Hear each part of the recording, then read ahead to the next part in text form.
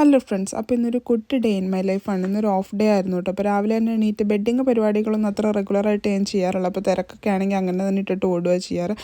അത്ര ഓർഗനൈസ്ഡ് ആയിട്ടുള്ള ഒരാളൊന്നും അല്ല ഞാൻ. അപ്പോൾ എന്നായാലും രാവിലെ എണീറ്റ് നമ്മുടെ മോർണിംഗ് റുട്ടീൻ പരിപാടികളൊക്കെ ഒന്ന് കഴിച്ചേക്കാമെന്ന് വിചാരിച്ചു.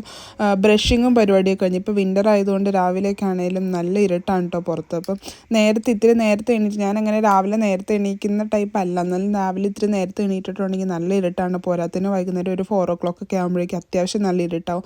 പിന്നെ എക്സസൈസ് എന്ന് പറയാനായിട്ട് എന്തെങ്കിലുമൊക്കെ ഞാൻ കുറച്ച് കാട്ടിക്കൂട്ടാറുണ്ട് ബോഡിക്ക് ഒരു മൂവ്മെൻറ്റിന് വേണ്ടിയിട്ട്.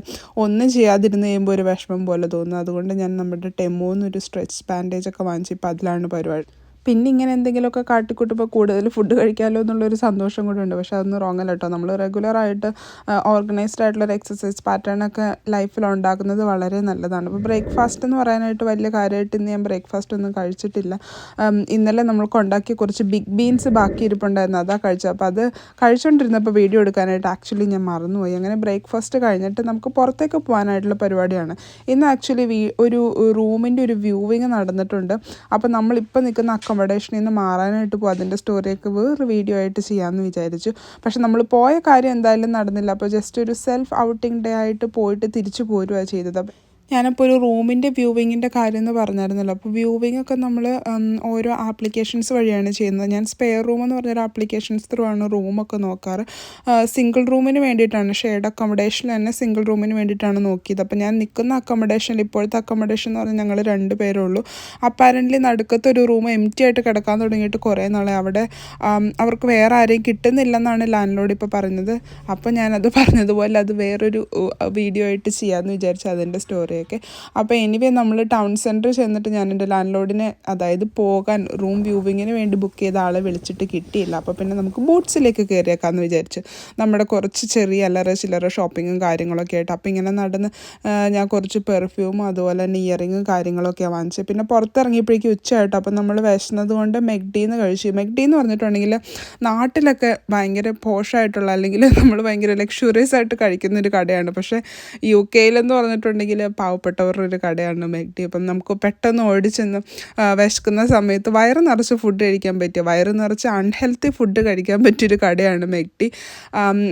കമ്പാരിറ്റീവ്ലി ലെസ് എക്സ്പെൻസീവ് എന്ന് വേണമെങ്കിൽ പറയാം. അപ്പോൾ വേറൊരു കടയിൽ പോയി ആ ഒരു റേറ്റിന് എന്തെങ്കിലും വാങ്ങിച്ചാൽ ഒരു പക്ഷേ വയറിൻ്റെ ഏതെങ്കിലും ഒരു ഭാഗത്തൊക്കെ എത്തുള്ളൂ. പക്ഷേ മെക്ഡിയിൽ വലിയൊരു പ്ലേറ്റ് നിറച്ച് ചിപ്സായിട്ടും ബർഗറായിട്ടും അങ്ങനെ ഇങ്ങനെയൊക്കെ നമുക്ക് പല ഓപ്ഷൻസ് വാങ്ങിക്കാം.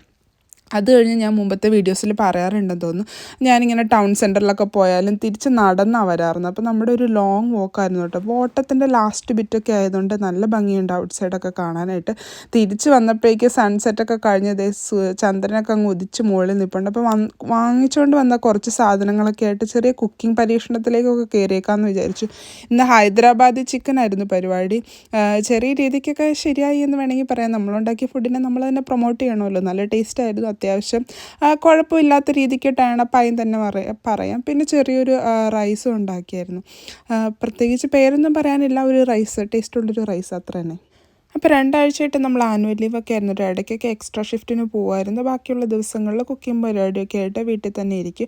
അപ്പോൾ നമ്മുടെ ചിക്കൻ എന്ന് പറഞ്ഞാൽ നമ്മൾ വേവിച്ചെടുത്തിട്ട് പിന്നെ ഇങ്ങനെ ബാക്കിയുള്ള ഇൻഗ്രീഡിയൻസ് ഒക്കെ അരച്ച് ചേർക്കുമായിരുന്നു. അപ്പോൾ കുക്കിംഗ് നടക്കുന്നതിൻ്റെ ഇടയ്ക്ക് കുറച്ച് എക്സസൈസ് ആയേക്കാമെന്ന് വിചാരിച്ചു.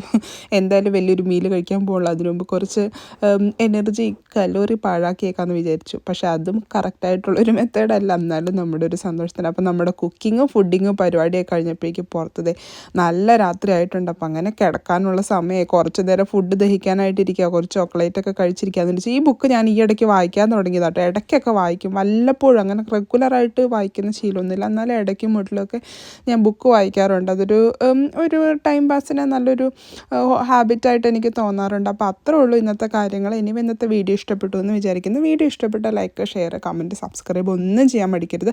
അപ്പോൾ പുതിയൊരു വീഡിയോ ആയിട്ട് കാണുന്നത് വരെ ബൈ.